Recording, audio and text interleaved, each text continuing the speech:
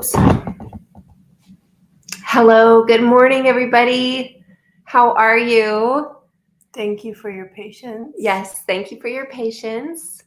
We had to move our equipment. It's raining here in California, so I had to move our equipment inside. So we are inside. We usually film from our garage. I know many of you know what that's like. I've enjoyed watching the comments while you guys were waiting for us. I know. Jan had to warm up her coffee. We did too. Hi, Katie from Atlanta. It's so fun to actually be with you guys and just be able to sit and talk to you and not worry about doing a project. We love doing projects, but talking and doing projects doesn't work out so well. It makes it a little harder. So it's nice. Hi, Kim. So good to see you. Aw, I feel like not Mr. Rogers, the Romper Room. Cindy, it's good to see you. I know. I remember watching that as a kid too. Mhm. Miss, didn't she have a name like? Yeah, she it was so like sweet. Jane. Everybody loved her. I loved her. Like Miss Jane. Everybody wanted her to be their mom. Yeah, that was a brilliant show. I know you guys are like in our generation, so you get that. Yeah. Hello, Peggy. Good morning, Good Leah. morning. Or afternoon for you in Florida. That's right. Oh, thank you for joining us. Yeah. So today we want to chat about creative Ruts. We're all creatives here, and Dry spells. Josie and I believe strongly that we all are created to be creative by the Creator Himself, and so it's just part of the attributes that we display of our God, our Maker. Yeah. And so, as creatives, sometimes we all experience that being in a rut. So we thought we'd just open that discussion, and just there are some thoughts that we have, some encouragements that hopefully we can share with you that will just kind of help you along your creative path and journey, as we know they have ours. And then open the discussion too for you guys, and share what has worked for you and whatnot in the past. So I'm just going to click over, and actually, you know what? I'll drag this so that we can look at it and watch the chat at the same time. Double screen. Here we go. Nice. Look at me being all fancy. Okay. We'll do this. Perfect. Excelente. Sometimes things work. It's so awesome when that happens. Okay. If you pull this side over. I am. Okay. You probably already knew that, but I did. But that's okay. I have to tell you, yesterday somebody commented, okay, so Josie and I, we always tease about the dark and controlling, that we got that comment once. Let's make this like it's a once in a while thing. Whatever. Okay, go on. Carry on. Anyway, it's kind of become something we joke about, and what she's kind of known for. But somebody said the opposite. They commented, why do you keep shoving her out of the camera and talking over her? Josie was so happy about that. Well, the thing of it is like, if you don't know our dynamic, like we had one gal, and maybe it was a trigger for her. Maybe she didn't have a healthy TZ relationship with a sister like we feel we do. Yeah. And we're very close. And so we tease. It's part of our TZ of each other, but it's always in love. And so it was almost like she was implying that there was some deep psychological issues and that I was dark and controlling. We're still out of frame. Lost you. They can't see the whole thing. Oh, maybe we need to pull over a little bit. It looks like we're in frame. We're not like we can see us. But yeah. You can't. Is that the case better? for anybody else? back on. Okay, Rose, thank you. So, Okay. Excellent. The dark and controlling. I was the dark and controlling thing. We got a couple of comments. I have 5 daughters, and let me tell you, at any given time, they are shoving each other out of the frame to be the center of attention. Oh, that's just the way it is. No, I'm saying like we do that to each other. We do that to each other, and that's just how sisters are. Yeah, it's just part of being sisters. So, yeah. Thanks, ladies. Okay.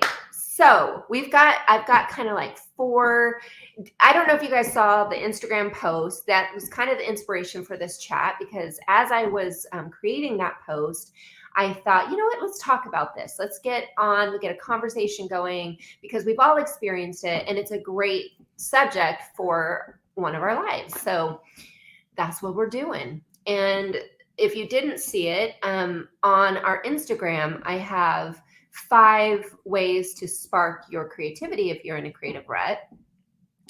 And yeah, you watch the comments, because I can't do that and read. So you do that and let me know if anyone has any questions. Peggy says, 4 sisters for me, all close. Wasn't that way growing up. And certainly people have, and families have different dynamics. There's not one right way. Yeah. Exactly. Belinda says, my sister and I are exactly the same way. People that don't know us think we don't like each other. They don't understand our humor and bond. Yeah, relationships look I know. Healthy relationships can look a lot of different ways. That's true. And it's just a cute side story. And then we'll get to it. My daughter, Phoebe, she's 13, and my daughter, Sophia, is 7. And the 2 of them have just a super close relationship. It's really sweet, but they always tell each other that you stink. That's just kind of their thing. They're like, you stink. And they think it's hilarious. And the 2 of them do that. And it's just kind of a sister thing. So anyway, okay.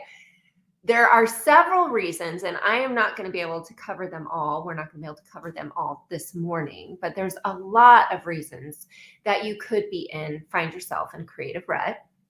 And I just kind of brainstormed some of those reasons, and that's what we're going to talk about. We're going to talk about those reasons, but we're also going to talk about, maybe depending on those reasons, how we can help ourselves out of a creative rut, or maybe when we shouldn't, maybe when we need to kind of be there in a waiting period.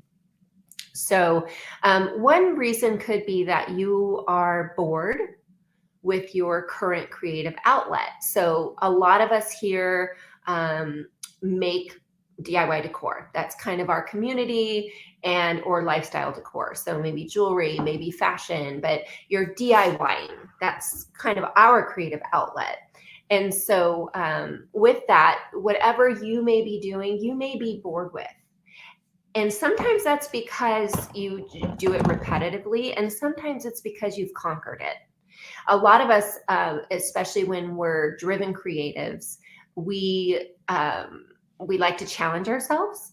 But then once we conquer that challenge and we figure out how to do it, and we can do it repeatedly, we get bored. Or sometimes even not doing it repeatedly. Sometimes you can walk through all of that, and just having figured it out, you're not as intrigued or excited or challenged, it's kind of like on. Exactly. You burn hot, but not necessarily long on your creative stuff. Yeah. Another reason why you could be bored with that is you are actually about to push through to another level. So for instance, maybe you're a furniture painter and you've conquered how to paint furniture beautifully. You get the beautiful finish that you want, and maybe you've even got a little blending down, and you're ready for something new. You're about to push through and challenge yourself to something new. And that kind of, it may be that you're best served trying something new. Like you want to push and challenge yourself, and that will help you out of that creative rut. But sometimes before that, we feel angst, and we feel like we can kind of think, oh, there's something wrong with this, but there's nothing wrong with it. You're ready for something new. You're ready for that next level. And I would challenge you to challenge yourself and try something new, try a new technique, take a minute to to try something different. Which brings me to the reasons why. Yes. I just want to quickly, I couldn't let it pass by the comment. Randy said, I lost my sister in October. I inherited her IOD molds. And I just want to tell you, I am so sorry. We are so sorry for your loss. I can't imagine the difficulty of the pain that is. And just, I just want to quickly pray for you, Lord. I just pray for Randy, Father, that your healing wings of comfort, that you would draw her in and draw her nearer to you, Lord, with hope and restoration, Lord, because your word says that you will restore all that the cankerworm has taken, and that includes death, Father. And I just want to lift her to you in comfort. I just couldn't let that pass through the scroll without touching on it with her, Lord. And I just lift her to you, Lord, as well as the rest of her family. Thank you, Father. Thank you so much. Thank you, Randy, for sharing that with us. And we are honored that you would be vulnerable enough to share that with us. And the fact that you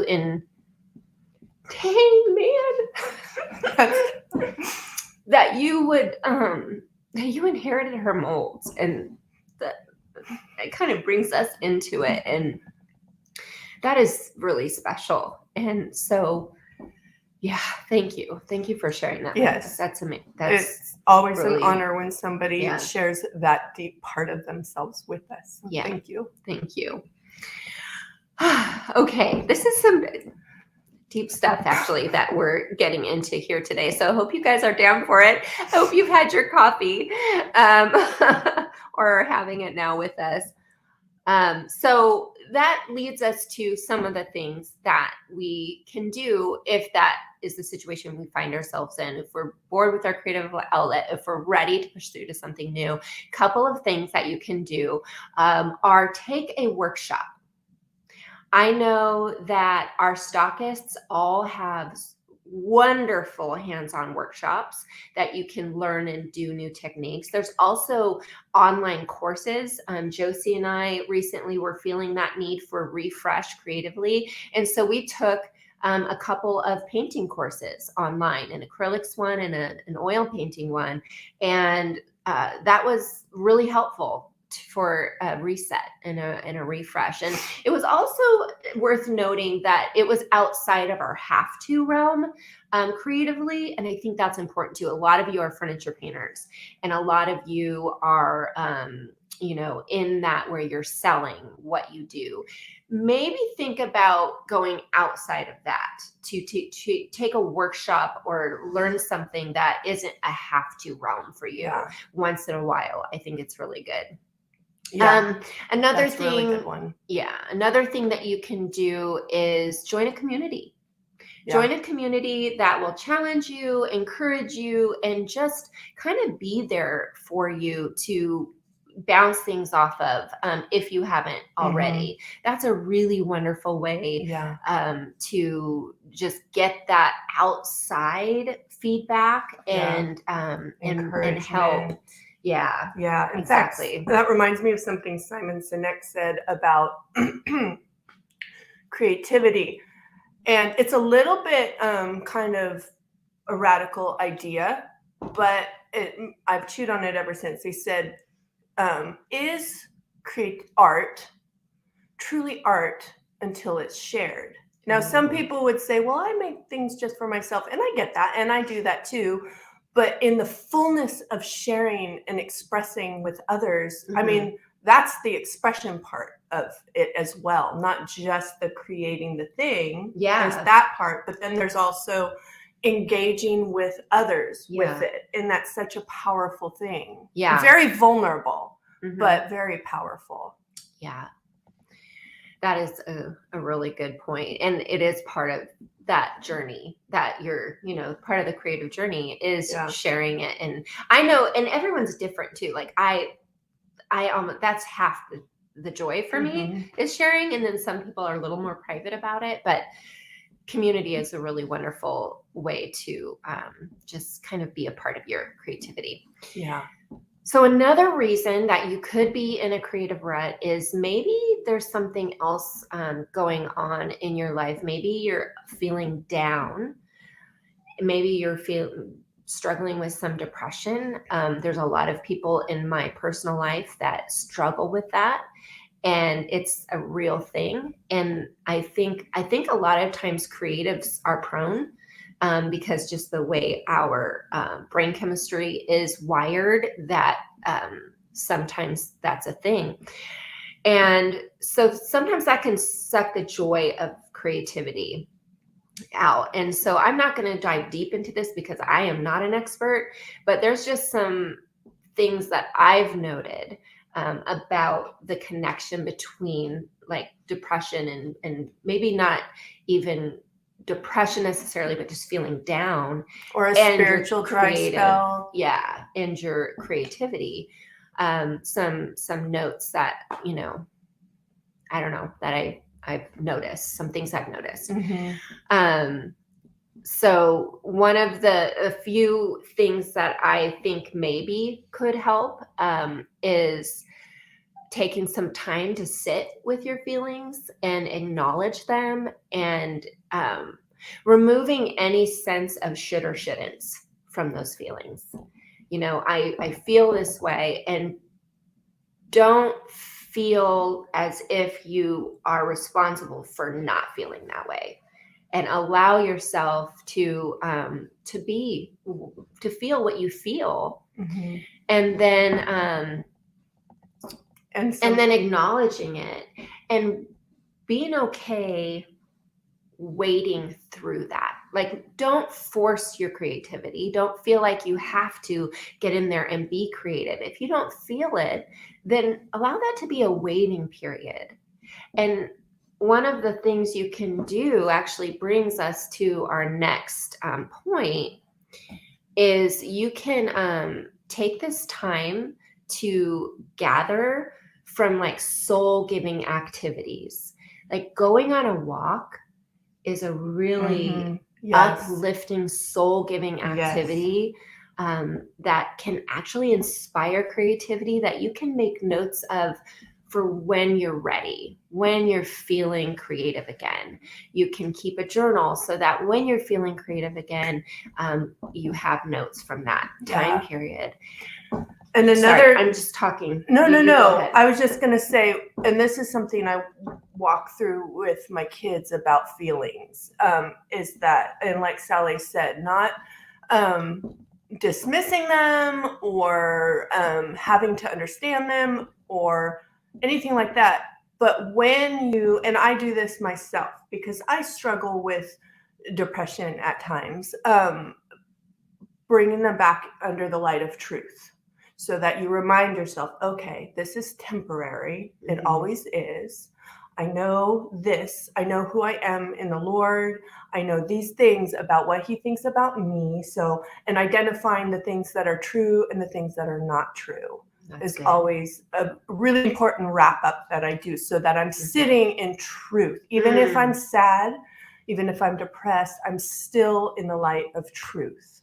And that, because you need that for hope. Yeah. So Beth points out naming your feelings helps you walk through them. And that is so true. There is such just a goodness about acknowledging how you feel. And that's just really good. Finding community of other people who might be struggling the same way that you are is so helpful in that spot too. And being able to outwardly process with others how you're feeling is really healthy. And really good and really therapeutic. It is. And it takes a good self-awareness, which typically takes years to grow in self-awareness, where you're, instead of just letting your feelings be what lead you necessarily into not always the best places, keeping them in truth and saying, okay, I'm feeling this. Why am I feeling this? Even in conflict, like how many times have we said, okay, what he did isn't that big a deal. Why am I filled with rage right now? Or whatever it may be. Usually hormonal. Hormones Yes, are real. it's true. They are. Don't get her started on hormones, man. It is her subject right now. She's deep diving into that. Okay, so the next one is gonna maybe ruffle some feathers. But sometimes we need our feathers ruffled. Josie had to look at my notes. She's I know, like, but it's true. I'm gonna challenge you guys. Sometimes, and I'm speaking to myself, I'm speaking to Josie, like we're in it too. Sometimes we're in a creative rut because there's some stressor in our lives that we've not dealt with. It could be something that we're supposed to do, something that we're trying our best to ignore. But what happens is when you do that, it will pop up in other areas of your life, including your creativity. If you can't say amen, you ought to say ouch. Nice. And 'tis true. It is so true that I cannot be creative when I know there's something weighing on me that I'm supposed to do. And so that is that's a huge ball and chain to creativity. Now that was a tough one, but I'm gonna add some reward for you. And it could be a simple thing like my space being cluttered or messy that I've been meaning to purge and get my clothes put away forever, or simple things. It could be simple things that are just weighing down. They're in the back of your mind and they're bothering. 100%. Yes. Or a hard conversation you need to have. Yeah. I don't know about you guys, but when there's a relationship not right in my life, especially people close to me, like if Josie and I are not right, if my husband and I are not right, I can't be creative. Like I can't even be happy, much less creative. And creativity really comes from a sense of joy within. And so those kind of things, so we kind of have to sit and again, just kind of acknowledge, where's that coming from? Where is that from? Okay. Here's a curveball for you, sister. Could in those times, creativity to just express from yourself that stress or that hard thing be helpful? But if you're not feeling creative because of that hard thing, true. How would that work? Kind of it's a like the catch-22. Chicken and the egg. Yeah. But that's a good thought. Because I know that not all artwork is joy. That's true. That's not a good all point. Creativity is joy. Some of it comes from pain. Some from pain. Yeah. So that goes back honestly to the feeling depressed too. Sometimes that is our most creative time. So it's not always that these things take away from your creativity, but it could be. It could be the cause. Yeah. So these things, you can be in these things and be creative. So I'm definitely not saying both can't exist together. Absolutely. But more so that if you're in a rut, examine some of these things. So another reason that you could be feeling a creative rut is you're so focused on your work. And Josie and I 100% can relate to this. Your head is down, you're focused on your work. And a lot of times this relates to people who work in the industry, but not always. Sometimes if you're a hobbyist, you can be this way as well, obsessive on just what you're doing. And you're so head down, focused in that you have not filled your cup creatively. You have not taken time to inspire yourself. And so your tank is empty. And that is really, really important. You have to carve out intentional time to inspire. And would you say that there's layers or levels of that? Like, for example, there's foundational, like when I think of filling my cups spiritually, that's like the foundation from which everything else springs. Yes. Versus filling my creative cup with inspiration that I might find in some of the ways you've got coming up. Yeah. So there's the emotional cup. There's like your spirit and your being. And that cup is primary, and that is where you start. Yeah. And those are some of the things we touched on earlier. But this is more your visual inspiration. Right. And what images you're taking into your brain that can spark ideas. Yes. This is what I'm talking about with this. And some, so for that, it's kind of obvious. You have to take time to look up from your work and go do things that inspire you. And one thing I did the other day is I grabbed, and I have 6 kiddos at home, and life is busy, but I just said, I told my husband, I'm gonna go for the day. And I grabbed some magazines, and I went to an outdoor mall, and I sat down, I read magazines, had some coffee, and then went to one of my favorite jaunts. And I would encourage you guys to think about what physical stores inspire you, and go to those stores. And window shop. You don't have to spend money. No, you don't. I did, but you don't. Well, you probably don't want to create a pattern of filling that spot with money, with spending money. That's true. That's not necessarily a healthy. it was just something I did, but yeah. Yeah. But anyway, you guys don't have to. I went to Anthropologie. I can't go in that store without having I get almost anxious. Like I go in and it's like so many ideas, so much inspiration, in a good way. So that's my place that I go to get inspired. And I also love magazines. And I thought how fun to just take a minute and talk about our favorite magazines. Ooh, that is a good idea. Yeah. And it's of course going to be style driven, like the styles that speak to you, but there's so many. And you know what? There is not a substitute for a paper magazine. Yes, we love Pinterest. We love all the digital content you can get. It's different. But it is different sitting down with the magazine and the way you engage with the magazine. It's different. Yes, it is. And doesn't it feel when you get so like my favorite is Veranda. I love Veranda. And then Architectural Digest. And getting those and opening them up, it feels luxurious. Yeah, like it's self-care. That is actually one of the ways that I do self-care is I sit, and my husband knows this. He's like, sit down and read a magazine, because he knows like that is self-care. It feels decadent, like like naps. Yeah. Like there's something else I should be doing, but I want to do this. Yes. Some of my favorite magazines, I love Simple. But you know what? I haven't gotten that magazine in a long time. Is it still out? It's by Real Simple. Anyway, it has all organizational things. And I love I've not gotten into organizational, but I see why. Inspiration is really fun. I also love Southern Living. Southern Living is a good one. Romantic Home, even though that's not my style of decor, I find that really inspiring because there's so much. Sometimes it's the eye candy of a beautifully put together room. Even if it's not the style that you have in your home, you can appreciate it. Exactly. Yes, same.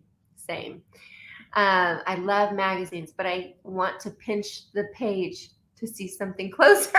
I have actually done that. Or tried to do undo. When you do this.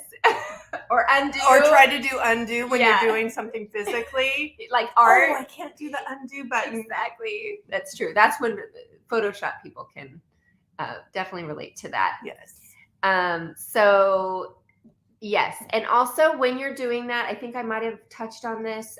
When you are in those stores, when you're looking through magazines, have either your notes app or take pictures, put it in a safe file somewhere and keep an inspiration folder. Josie and I are famous for having great ideas. Oh, well, we'll even go back and forth. Oh my gosh, that's such a good idea. Oh, we have to try that. But then we don't write it down. It's so frustrating because we know that. And so we've started being better about that and keeping a folder, even in just our notes app. It has to be simple to do so that you actually do it. Yeah. So that is what we have for you guys today. So that was went by faster than I expected it to, but I have been loving reading all of the comments in here. Such great comments. I and know. I can see that you guys totally relate to this, and I love that. How could we, Gia, good point. How could we forget Pinterest? Pinterest is awesome. I do Pinterest all the time. It's dangerous though. It sucks you in because it knows what you love. It's a time suck. And I will say this. You have to manage it. That is something that I think all of us do often, and it's not hard to do, but we kind of have to force ourselves to do some of these other things. Yeah. And the other things, getting out and about and going to physical places that you can touch the texture, you can see it. Like there's definitely a place for that we have to be more intentional about. Yes. Yes. I love 2 comments, Sally and Deborah. Sally rips out pages and puts it on the inside of her cabinets, did you say? And then I don't want to call the wrong name. Whoops. And then Deborah has an inspiration wall. Ooh. Very clever. That's next level. So effective. Yes. That is next level, but if you have the space to do that, do it. Definitely. Yeah. Definitely. Okay, ladies, we are going to say goodbye this morning because we do have to work.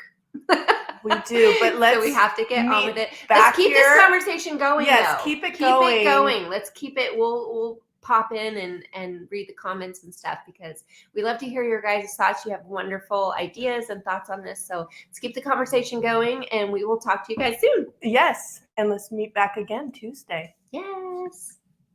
We love you. Bye.